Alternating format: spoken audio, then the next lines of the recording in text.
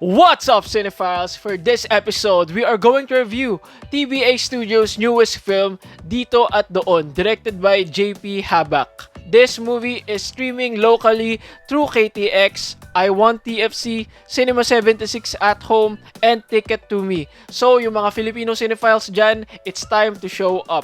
Now, before we begin, if you are new to our channel, consider leaving a like and subscribe to us for weekly reviews of movies and TV shows. Now, Kevin, what is this movie all about? Okay, Dito at Doon, or Here and There in its English title, is set on the early stages of our community quarantine, which is just last year. So we have here two online friends, Len, played by Janine Gutierrez. Len is a Pol-Sci student, and Kaloy, played by JC Santos, a delivery driver, and they find themselves forging a connection through this difficult time. So, Phil, hindi na lalayo sa usapan ngayon. So, what are your thoughts about this movie? Yeah, first state natin yung pinaka-obvious. This is very timely in a way na it's a quarantine love story. If there's something about the pandemic na makikita naman natin na positive is nag-giveaway siya into fresh ideas into romantic films. Kasi dito nga sa Philippines is napakarami ng romantic movies, but dahil sa pandemya na nangyari is we get some fresh ideas, some refreshing new takes into the romantic film genre, and yun ay Dito at Doon. For the entire film is talagang ang kanilang communication is through online, video call, messages, chat. The filmmaking style here, it's cleverly done in a way na pinapakita sila na magkasama in a single space, although you know exactly that that's not really the case. Sa mga leads, si JC Santos at si Janine Gutierrez, I could say na they have good chemistry. In those scenes that they are together, there's great banter between these characters na nakakatawa. May mga times mga dito na I dare say na although cringy yung mga banat is medyo nakakakilig din.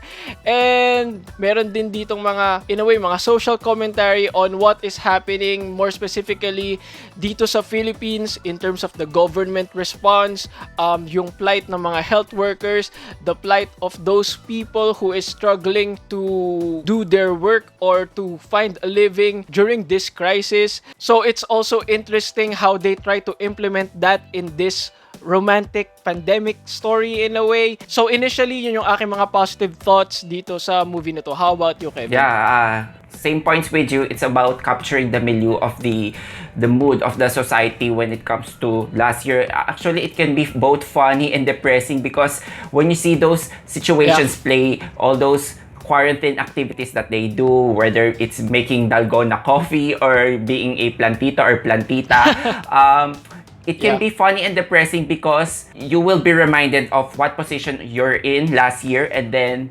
reality hits you that nothing's changed here. No, it's no secret that our system here is not so adept when it comes to vaccination rollouts.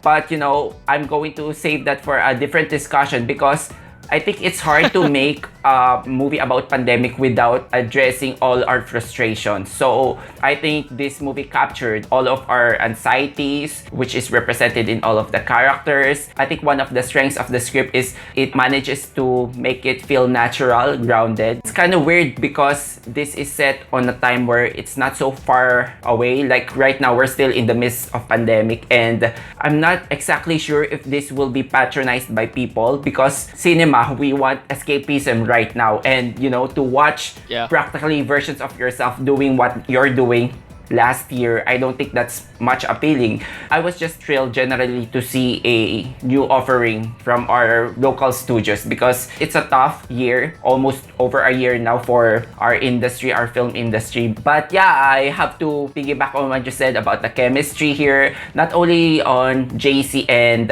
Janine. I will extend the likability to the whole cast, Victor, Anastacio, and Yesh, Burce. I think they have this, you know, genuine barkada chemistry. Like, it doesn't feel forced. I have to agree, I do love their creative takes here. The way they've devised these angles, it all speaks to the fact that social media here has evolved our new normals, that we are so dependent through screens. So the question in here is how strong our relationship will be that is forged through social media. Len here, our main protagonist here, I would say that she's not deeply ravaged by this pandemic. She's living comfortably, though she can feel the effects because her mother here is a frontliner. So we can have that issue addressed. And then at some point, she airs her frustration over the incompetent government and how toxic positivity does not really help. Those little things in terms of mirroring what society felt back then and up to now, if that is your thing, if you enjoyed watching those type of movies, then good for you. But I completely understand if this is something that you're not so thrilled to see play out on screen. I agree dun sa mga sinabi mo. Nabanggit mo nga na medyo na-touch dito yung mga, well, reactions in terms of the government response. And it's funny just to think na this movie released in a time kung saan we are sort of going back to square one, I guess.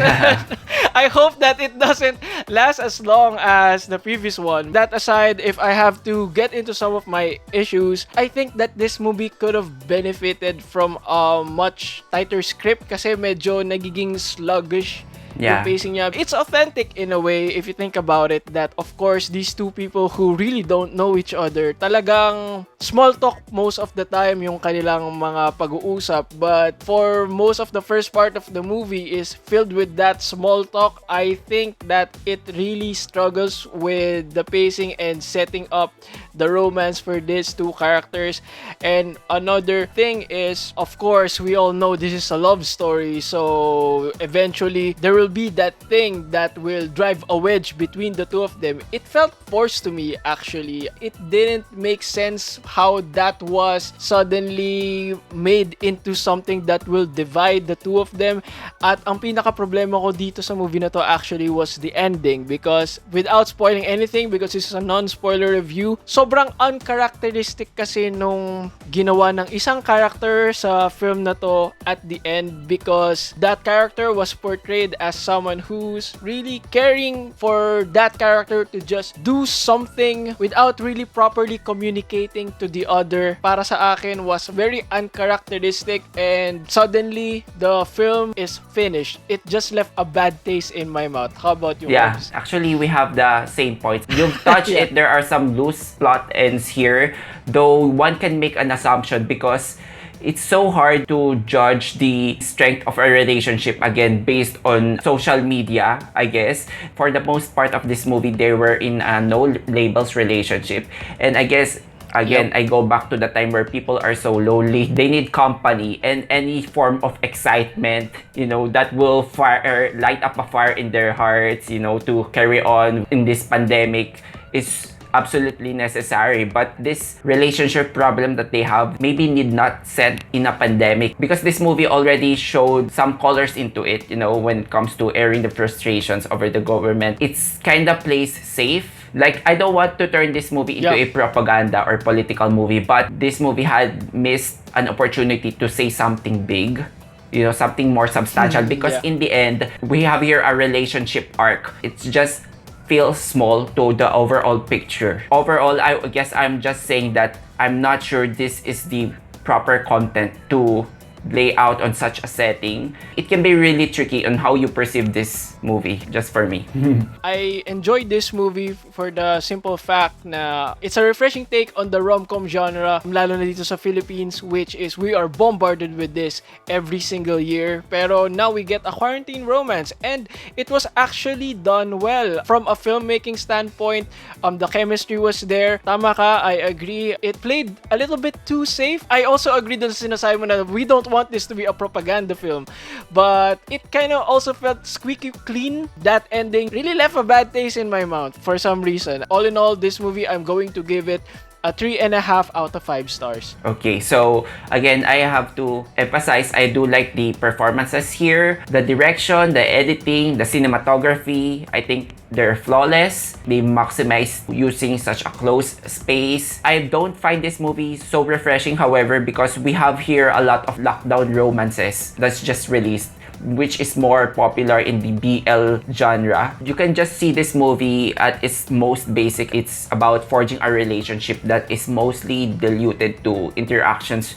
through screen. So I guess that's the biggest and somehow darkest reality that we're going to face right now. So I'm going to give this one a 3 out of 5 stars. And that's it for our review of Dito at Doon. If you like this video, please hit that like button and subscribe to our channel. Also, let us know what you think in the comment sections down below. Thank you so much guys for watching. Until then, see you on the next one. Bye-bye!